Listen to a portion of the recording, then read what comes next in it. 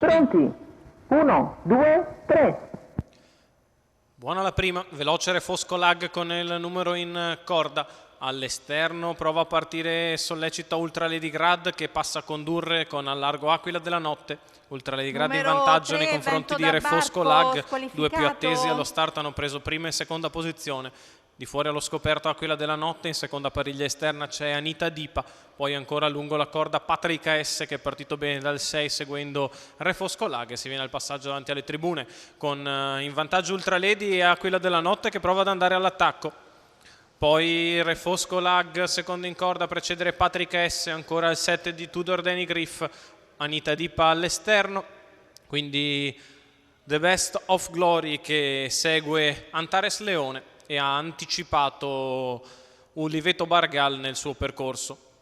Parziale violento in 14,6 sulla curva, 44,9 per i primi 600 metri di corsa. Ultra Lady Grad corre all'avanguardia. Aquila della Notte però non si dà assolutamente per vinto al largo e ne viene fuori mezzo miglio in un minuto. Questo è sicuramente ritmo allegro per la categoria, mentre nelle retrovie galoppa Antares Leone, viene via in mezzo alla pista The Best of Glory che, visto la prima parte di gara allegra, cerca di risalire, si porta ora in terza pariglia esterna, 8, chilometro va via in 1,16 con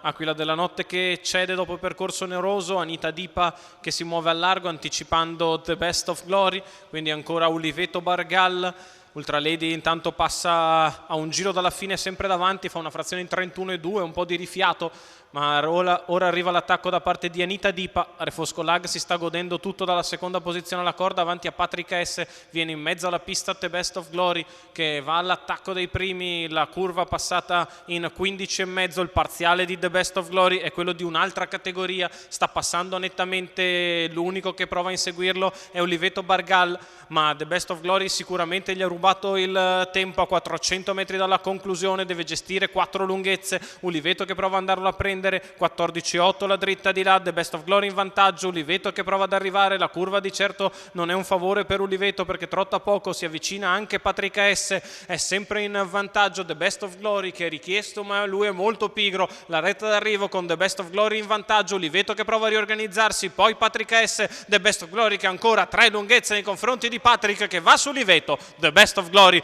che vince nettamente nei confronti di Patrick S, al terzo Uliveto Bargal, 31,3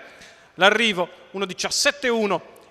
il ragguaglio cronometrico sul doppio chilometro per il netto successo di The Best of Glory. Roberto Vecchione per il training del team Elert e i colori di Francesca Consoli, il parziale sulla dritta opposta alle tribune per passare rispetto ai fuggitivi, in particolare Ultra Lady Grad che se l'è fatta davanti, ha subito anche un bel attacco nella prima parte di gara, vince netto The Best of Glory, al secondo Patrick S, al terzo Uliveto Bargali, due più attesi tutti e due nell'alterna, Patrick S il piazzato di quota che alzerà un pochettino il vincente della tris, il successo netto però per The Best of Glory, Roberto Vecchione, Holger Ellert, Francesca Consoli.